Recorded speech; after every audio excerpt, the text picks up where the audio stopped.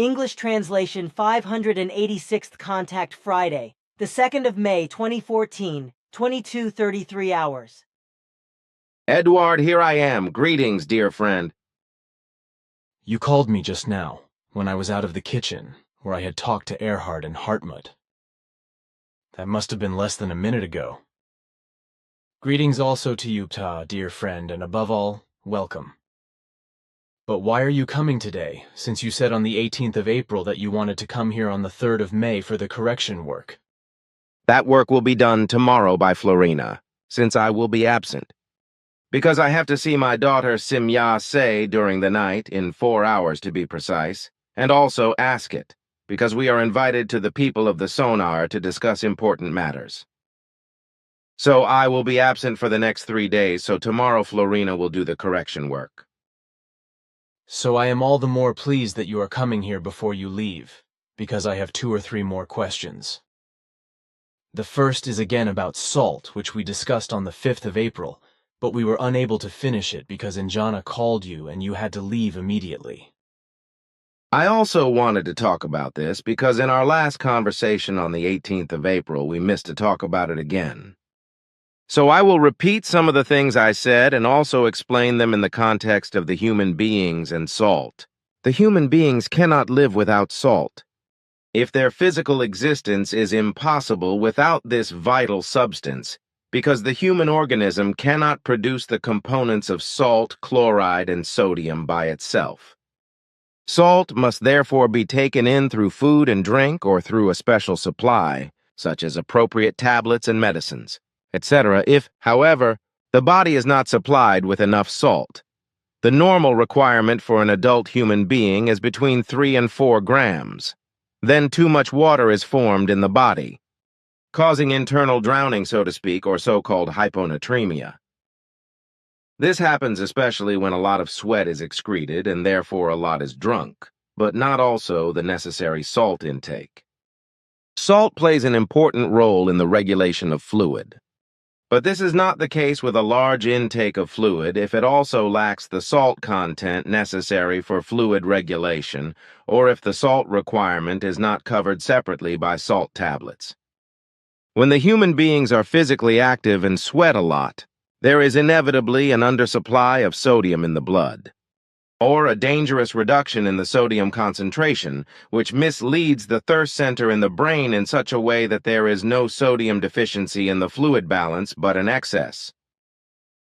Sorry to interrupt, but the thirst center, what is it?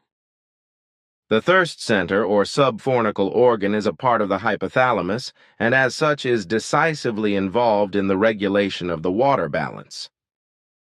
The thirst center is located at the back of the front part of the hypothalamus, near the third ventricle of the brain. The thirst center belongs to the so-called circumventricular organs, which lack a blood-brain barrier, so the messenger substances circulating in the blood are easily accessible. Thirst can be caused by several forms, either hormonal, osmotic, or volumetric. When blood osmolarity increases, water absorption increases in the liver area through the osmotic sensors in the thirst center. At the same time, the reabsorption of water in the kidney is increased because of the increased release of antidiuretic hormone from the posterior lobe of the pituitary gland. Volumetric thirst is caused by fluid loss through pressure receptors, mainly in the low-pressure system of the circulatory system, which are connected to the thirst center. It is also worth noting that fluid loss leads to activation of the renin-angiotensin-aldosterone system. In this respect, the enzyme renin, which comes from the kidney, leads to the conversion of angiotensinogen into angiotensin first, which is then further converted into angiotensin II, which as the actual thirst hormone has a direct effect on the thirst center. Excuse me, but I do not understand the terms used here. Subfornical organ and angiotensin. What should I understand by this and their function? Let me explain further, and what you do not understand corresponds to earthly medical terms, which of course is not understandable for lay people. I can only briefly repeat that the subfornical organ or organum subfornical as I said before, is one of the circumventricular organs, which in its function is involved in the control of the body's salt and water balance. Angiotensin corresponds to a protein and acts as a transmitter. With regard to the hormone angiotensin II, the neurons are particularly sensitive. If blood pressure is too low, this hormone is produced by proteolysis through renin and conversion and by the angiotensin ACE, or the converting enzymes from the zymogen angiotensinogen. The whole thing is called the renin-angiotensin system. If blood pressure is too low, angiotensin II is activated. The subfornical organ sends out signals in response to the stimulus of angiotensin II via effects in the nucleus preopticus of the hypothalamus. The nucle. That's enough. You do not have to explain more, because to understand it exactly I would have to have studied it, which I am not. So the explanation is quite enough to get a small impression. But thanks for your effort. Then you can please continue with your explanation where I interrupted you. The fact is, if the brain is misled in such a way that there is no lack of sodium in the fluid balance, but rather an excess, then more and more is drunk, until the fluid finally penetrates from the bloodstream into the tissue, and there is water retention in the brain. This creates a very strong pressure which affects the respiratory center and eventually causes it to fail. This shows that there is very little space between a vital and a lethal dose of salt, which is not consciously taken into account by Earth humans, and consequently many people around the world die from a far excessive intake of salt. The excessive salt consumption of Earth humans can effectively be described as an epidemic that claims millions of human lives every year, which of course is not officially announced. It is a fact that an increased salt consumption over a longer period of time, on the one hand, rapidly raises the blood pressure, while at the same time the body and its organs are slowly drying out internally, which naturally leads to serious and life-threatening consequences for the heart and its activity, up to and including heart attacks. The great danger in the human being's consumption of salt is that they do not notice how much too much salt they ingest, mainly through industrially produced food. And what consumers of these foods do not know is that even sweet foods contain a lot of sugar and also a lot of hidden salt. Thus, some foods, sweet as well as sour and salty, are so oversugared and oversalted that the health of the body is severely impaired. Worldwide, but especially in the industrialized countries, the excess of salt is a creeping epidemic, causing millions of deaths every year, as I said, but this is deliberately concealed by food producers and the salt industry. Salt and also sugar lead to an addiction that is almost impossible to cure, because they trigger the same addictive processes in those genes of the cells in the brain as is the case with alcohol, drugs, and medicines. As a result, the addiction to salt increases over time, whereby more and more of this substance is consumed, and it is not noticed that the bodily functions of life are increasingly impaired until death finally occurs. Salt works like heroin and cocaine or other intoxicating drugs in the region of the brain that also plays a role in drug addicts, namely the hypothalamus. As with chemical drugs, the consumption of salt also causes the release of dopamine, or the reward messenger. The consequence of this is that the human beings who ingest salt are driven by the urge to feel the whole thing again. So they keep on ingesting more and more salt because this is what their brain demands. This leads to negative conditioning. And the more the salt addict ingests salt, the weaker he feels the reward effect, which in turn leads to the correct amount of salt consumption ultimately going completely out of control. There is still a lot to explain, but this should be enough to end this topic. That should really be enough. Thanks for your explanations. So it is much easier said than done to eat less salt, because it is also an addictive drug, like drugs and alcohol. Also like sugar, which as an addictive drug, just like salt, is increasingly demanded by the organism, even if it causes serious health problems or even death. In this respect, I think we can speak of the brain, the body, and the whole organism as a salt and sugar junkie, just as we can with regard to alcohol, drugs, and intoxicating substances. That is so. Then I would like to talk about why you are not allowed to accept gifts from Earthlings, because I am always being asked to give you your daughter Simyase or Florena, etc. things. It is simply not to be understood that you are forbidden to do so because of the possible introduction of bacteria and viruses, etc. into Era. It is true that if you drink or eat chocolate with me, you will first have to neutralize it with your little device, and you will always be surrounded by your own personal shield, which will protect you from being infected by bacteria or viruses here on Earth. It should not be forgotten that when you are with me, this shield also neutralizes everything you come into contact with, including me. On the one hand, our directives determine this in this way.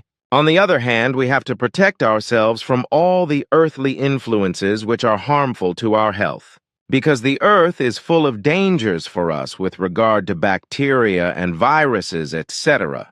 So we must be extremely careful not to come into contact with any germs that are harmful to our health or in any other way, so as not to endanger our own health on the one hand, but also to ensure that we do not introduce dangerous germs into our flying apparatus or onto Era and other of our worlds. But how is it that you used to bring all kinds of things from Earth to Era? This required special permissions, whereby the things, as you call them, had to remain in quarantine for several months in specially equipped flying apparatus, where all objects, but also animals and creatures, etc., were neutralized with regard to dangerous and harmful bacteria and viruses, as well as vermin, etc. You could also do that today, couldn't you? We could, but our directives prohibit it. In special and important cases, exemptions can be granted. But these are very strictly weighed and are hardly ever granted anymore, because in the past very bad experiences were made by importing objects, animals, and creatures, etc. to Era.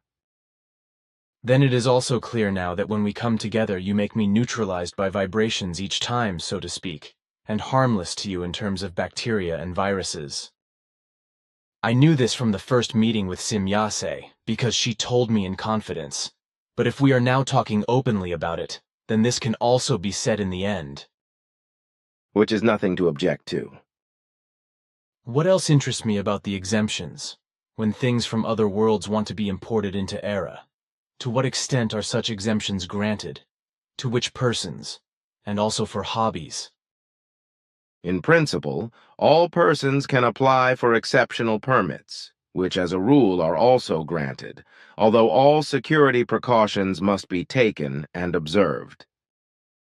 However, it is extremely rare that such applications are made, because there is no great need in our populations for things, objects, and any goods from other worlds. The interest is usually in things and goods that exist and are available on Era. If there is a need for goods which come from other worlds, and which are of era-planetary or era-volcanic necessity, then these goods will be imported under the same security conditions as those which also apply to the extremely rare imports which are applied for by private individuals with exceptional permission. Quetzal and one of his friends have a hobby of terrestrial animals and vehicles. Are there others who have similar hobbies? This is not the case as far as I know, because such incidents are registered by the world government, and no other person with the same hobby passions is mentioned in our records. Nevertheless, there are persons who collect various things from other worlds and are passionately connected to them. As I have said, this is very rare, because our people are more interested in our different cultures and all their connections to them than in things, objects, and goods from other worlds. So then, every human being has the right, when he wishes or wants, to obtain things and goods from other worlds. That is so, yes, but as I said before, such interests are extremely rare, because on Era we have everything that the human beings and the entire population need. So the Erins are very frugal in this respect, but they are also frugal in other ways, aren't they? That is so. Even if all errands have everything possible at their disposal, they are also content with what is simply necessary for them. Which probably means that they do not overdo it in their demands, do not hoard, and do not grab all kinds of things, even though everything is available to them in good measure at their whim. You said it. Then a question about animals and creatures. At least with various animals that are kept on Earth in so-called zoological gardens and circuses, it seems to me that the animals do not behave naturally. Therefore, I suspect that the animals are immobilized with some kind of chemical means, or at least in circuses they are intimidated by tamers. Furthermore, in factory farms, and probably in zoos as well, the animals and the creatures are maltreated with antibiotics, and in factory farms the human being is also affected in the end. Do you know anything about this? Yes, I have also made various observations in this regard and have investigated the matter, whereby I have established exactly what you have just assumed. On the one hand, the animals are sedated by chemical means, as they are constantly given, but also in large quantities antibiotics to protect them against diseases. As a rule, animals infected with bacteria are often treated with antibiotics, but this is also wrongly done for disease prevention reasons, which is, of course, absurd. And this is happening in zoos as well as in circuses, and especially in livestock, which is considered to be a source of meat food for the human beings. As a result, however, intensive livestock farming poses a great health risk to human beings through antibiotics, because resistant germs develop in meat products. Unfortunately. However, the use of antibiotics is not generally prohibited in intensive earthly livestock farming, which means that there is extensive misuse of antibiotics, as is also the case with the human beings who, when they fall ill, are often irresponsibly prescribed antibiotics by doctors, usually to quickly regain their health and/or not to infect other persons. So this irresponsibility is kept that way in animal husbandry as well as in the human beings. Particularly in factory farming, it is irresponsibly argued that it is important that animals do not become ill, but should be treated immediately with antibiotics in excess, because otherwise they could quickly infect other animals, and in the worst-case scenario, the entire animal population.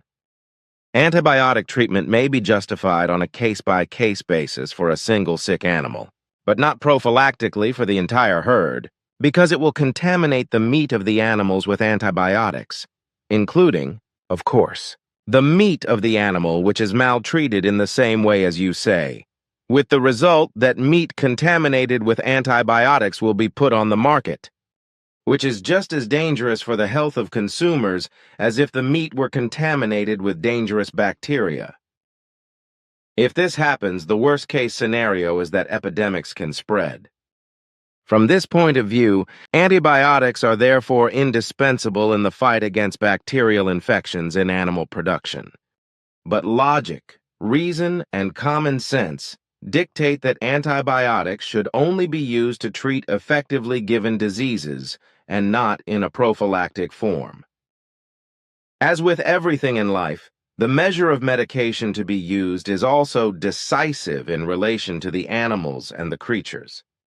If, however, antibiotics are used in excess of the required dosage, resistance can develop throughout, which means that the animals as well as the creatures, and ultimately also the human being as a consumer of the antibiotic-infused meat, no longer respond to antibiotics when there is an urgent need for them. In this case, the bacteria can then spread unhindered and can no longer be fought with any means. This is why, since 2006, the use of antibiotics is only allowed within the EU in case of illness. Antibiotics should only be administered in proven cases of illness, but never prophylactically.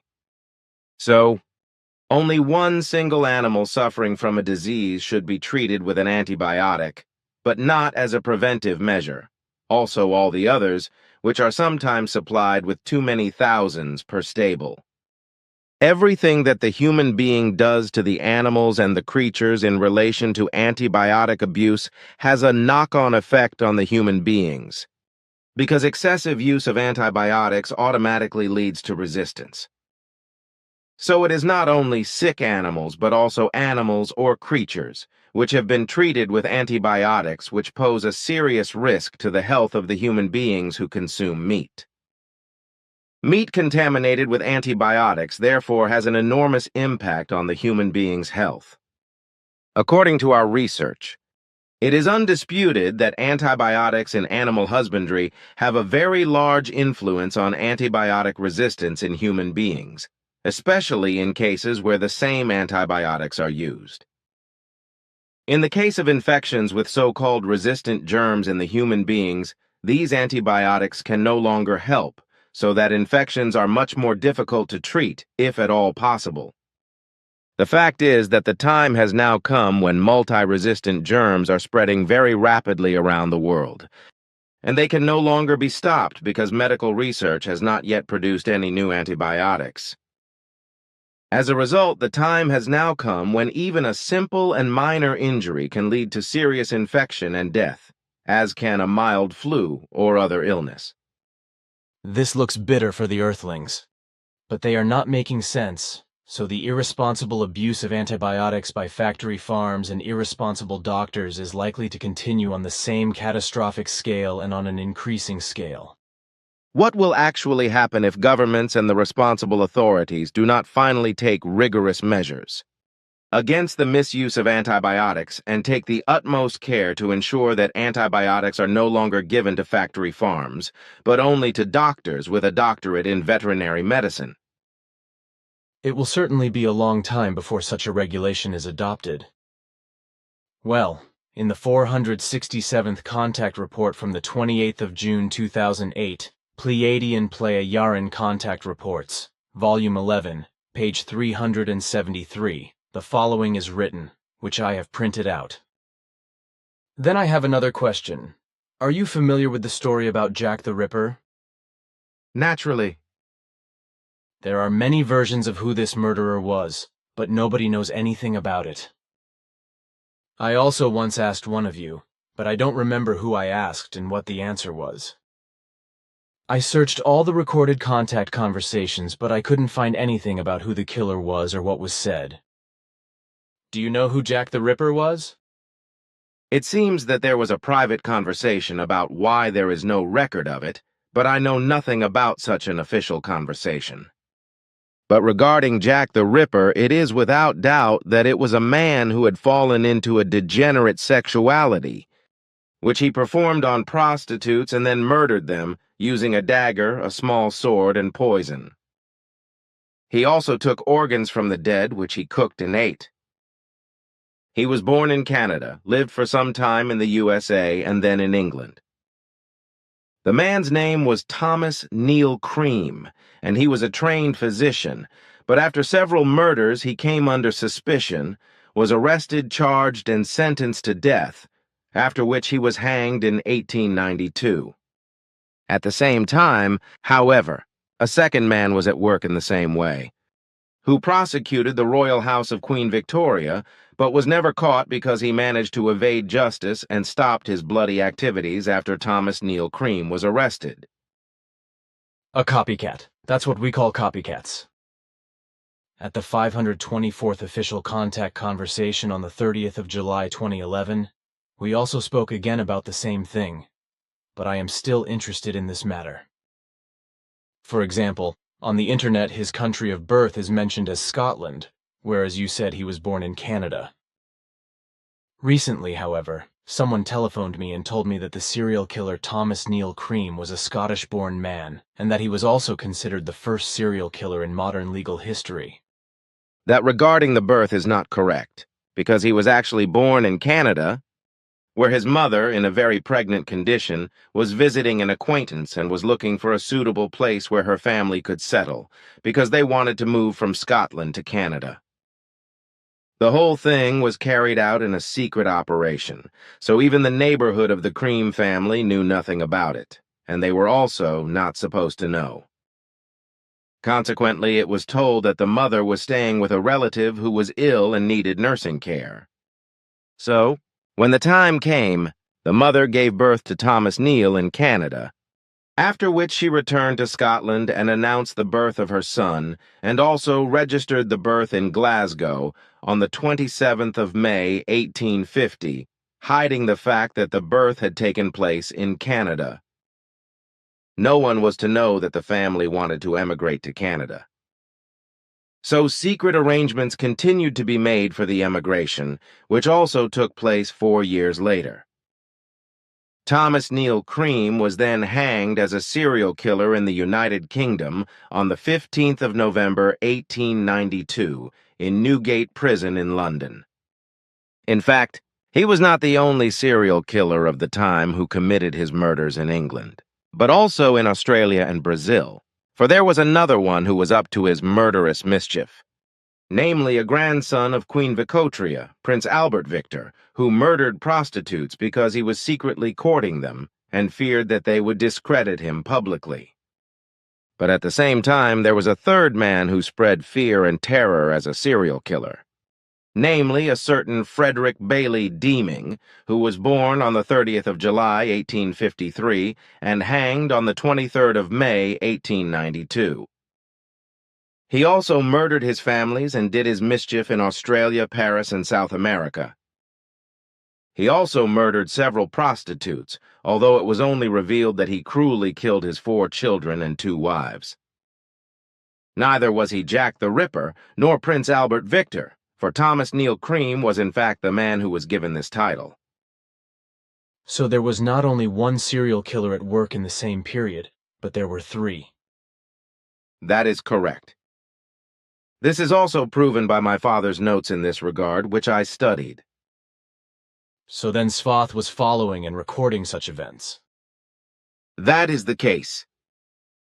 Well, then I have something else. Once again, I would like to talk about black matter, because the earthly astrophysicists are still bickering about what it might be, but they just don't get to the point. We have talked about this matter several times, but you have always said that you are not allowed to give any information about it. What we have talked about in our contacts so far is this, which I have copied out. 467th contact, the 28th of June, 2008. You can. The dark matter in the universe, we have talked about it several times, but it was always in a private way, so nothing was ever written about it in the contact reports. You also kept me silent about this topic. The last time was about 5 years ago. Is it still not allowed to say anything about it? I mean, what is the function of dark matter and what do you call it? There is no need to remain silent about it, so you can openly reveal your knowledge. Which you could also do, but if you think that I should say something about it, then please do. If I remember correctly, you call dark matter expansion substance, and this has the property that it also expands every solar system, every galaxy, and the entire universe. Black matter is therefore an expanding matter, so to speak. That is correct. 471st contact, the 16th of September, 2008.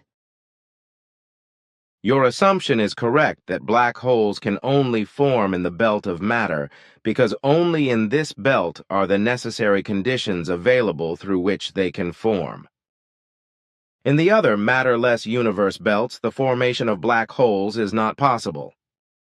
Aha, then the case is clear. Therefore, certain physical factors are necessary for this, such as vibrations or radiation. Dark matter and fine matter, which compress and thus become so dense that they become an enormously heavy mass and develop an enormous gravity, and thus an attraction of gigantic strength. I am not allowed to give any information about this. 535th contact, the 4th of February, 2012.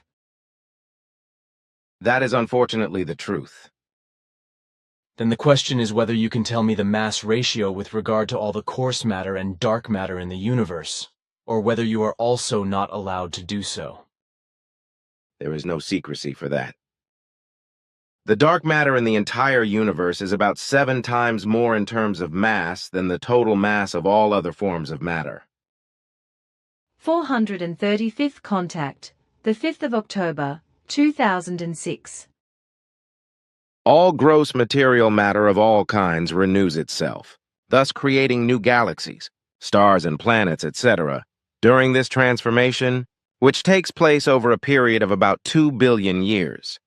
Certain residues remain, which are also deposited in the transition zone and in the matter belt as dark energy and as particulate dark matter, which can be captured and measured using special techniques. This dark matter, therefore, has a much higher age than the actual coarse matter of the visible matter belt or the visible part of the universe, which Earth humans erroneously refer to as the universe, although this matter belt only makes up a 7th part of the effective universe. 515th contact, the 7th of March, 2011. Dark matter, which is still very mysterious to earthly scientists, also plays a certain role, especially with regard to the transport of the sun's hot energy, because without the influence of dark matter, this would not be possible. Here is my question. On the one hand, you say that dark matter is an expanding substance or matter, but on the other hand, you also once said that only through dark matter is gravity possible and can function. Isn't that a contradiction? Somehow I just do not understand the whole thing. It confuses me. As far as I am allowed to make a statement, I will explain the following. Dark matter is an interactive mass, which means that it is massive particles which, measured in the atomic range, have an enormous weight. These massive particles have an interaction that is related to both gravity and expansion force, which is why I explained that dark matter is expansion matter, although I did not mention that it is also gravity matter. So without the dark matter, there would be neither centrifugal force nor gravity. So without gravity, no expansion substance can exist, and without expansion matter, no gravity. Both factors, centrifugal force and gravity, are everywhere, but they are only perceptible and therefore also measurable but not visible because they radiate neither light nor darkness visible to the eye. I am not allowed to explain more about this. So far I understand what you are saying, but I would be interested to know how it works in other connections, as well as whether dark matter also exists in the black holes, which seems logical to me. Although I also know, because you told me, that there are small and large black holes in the whole space of the universe, apart from the central black holes at the center of the galaxies. I am not allowed to explain further about dark matter, but with regard to black holes, I can say once again that they exist in almost incalculable numbers throughout the universe, and also in free space. So there are large ones that comprise or contain millions of times the masses of the sun, while others are small and almost puny, as you once said, because they do not cover even 1 cubic meter. And of course, black holes also contain dark matter. What do you think about the fact that terrestrial astronomers are pretending to have made a complete inventory of our darn universe? That is ridiculous, because the fact is that they are so far incapable of even taking stock of the material belt of the universe in its entire size and extent, let alone all the remaining 6 belts of whose existence they have no idea. They just poke around in small parts of the material belt and imagine that what they see is the whole universe. They have no idea about the real structure and its immeasurable size and vastness. Effectively, they are still in their infancy with their knowledge. Can we briefly discuss something in private, something that only... Naturally, no problem.